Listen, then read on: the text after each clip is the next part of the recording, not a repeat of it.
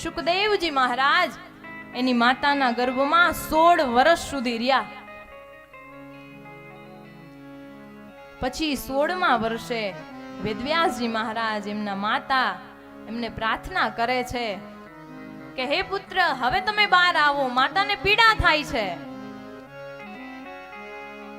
પણ સુખદેવજી મહારાજને બીક લાગતી હતી, જો હું સંસારમાં આવી જઈશ ને તો આ માયા મને સ્પર્શ કરશે. આપણી આજની બુદ્ધિ એ વાતનો સ્વીકાર ન કરે કે 16 વર્ષ સુધી રહ્યા હોય. પણ હા, 16 વર્ષ સુધી માતાના ગર્ભમાં રહ્યા અને જેવા જ 16મા વર્ષે માતાના ગર્ભમાંથી બહાર નીકળ્યા કે તરત જ હાલવા માંડ્યા.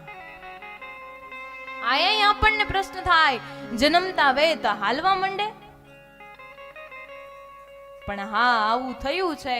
તુલસીદાસજી જન્મતા વખતે પેલો જ શબ્દ રામ બોલે. સુખદેવજી મહારાજ જન્મતા વેત જ હાલતા થઈ જાય. આ લક્ષણ કોનું? તો કે આ સાધુનું. સુખદેવજી મહારાજ જન્મતા વેત જ હાલતા થઈ ગયા. એટલે આપણે કહેવાય છે ને કે સાધુ તો ચલતા ભલા.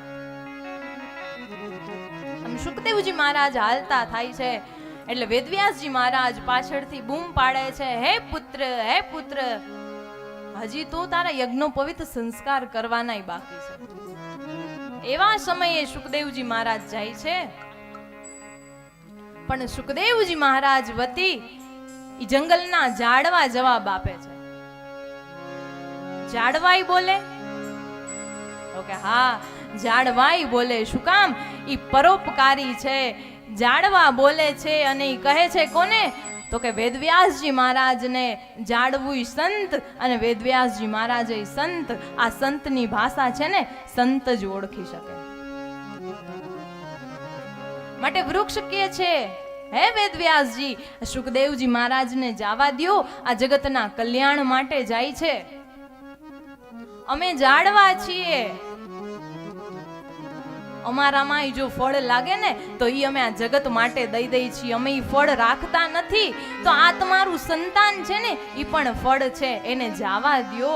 કારણ કે ઈ અમસ્તા નથી જાતા, આ જગતનું કલ્યાણ કરવા માટે જાય છે. માટે જવા દ્યો, ઈ પરોપકારી છે.